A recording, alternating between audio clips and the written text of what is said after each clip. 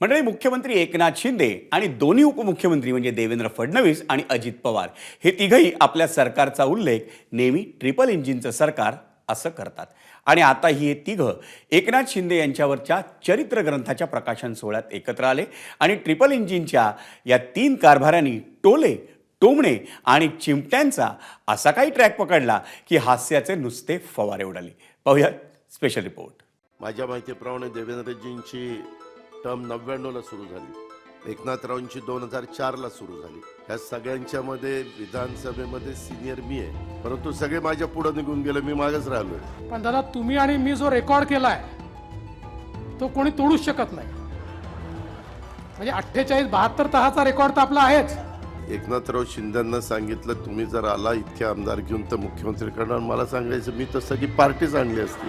त्यावेळेस कदाचित कोणाला हे माहिती नसेल की छोट्याशा वाळकेश्वरच्या घरात राहणारे किंवा त्या भागात राहणारे त्यांचाच मुलगा एक दिवस त्याच वाळकेश्वरमध्ये वर्षा बंगल्यावर राहायला जाईल असं त्यावेळी कोणाला वाटलं नव्हतं. मला सुद्धा शेतीची आवड आहे, तुम्हाला खोटं नाही सांगत. मी बारामतीला जातो तेव्हा पहाटे 6ला मी माझ्या शेतामध्ये चक्कर मारायला जातो.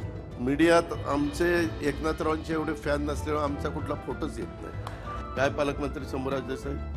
बरोबर आहे.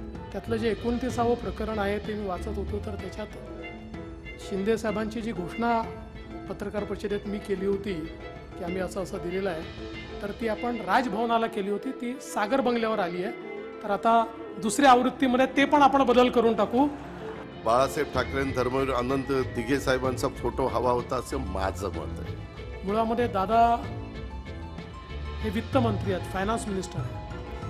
आणि फायनान्स मिनिस्टरचं एक कामच असतं, कुठली फाईल आली की त्या फाईलमध्ये असं काहीतरी लिहायचं की ती घुमून फिरून पुन्हा त्यांच्यापर्यंतच गेली पाहिजे. त्यामुळे दादांनी बरोबर वित्तमंत्र्याचं काम.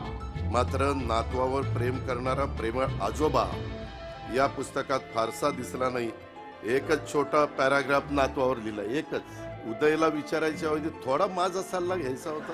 दीपक केसरकरला मी तिकीट दिलं, त्याला विचारा तोंडावर.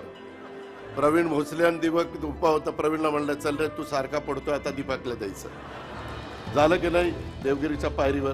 आणि लवकरच याची दुसरी आवृत्ती ज्यावेळेस निघेल त्यावेळी सहयोगी संपादक म्हणून अजित पवार साहेबांना देखील त्याच्यामध्ये आपण सगळ्यांनी घ्यावं.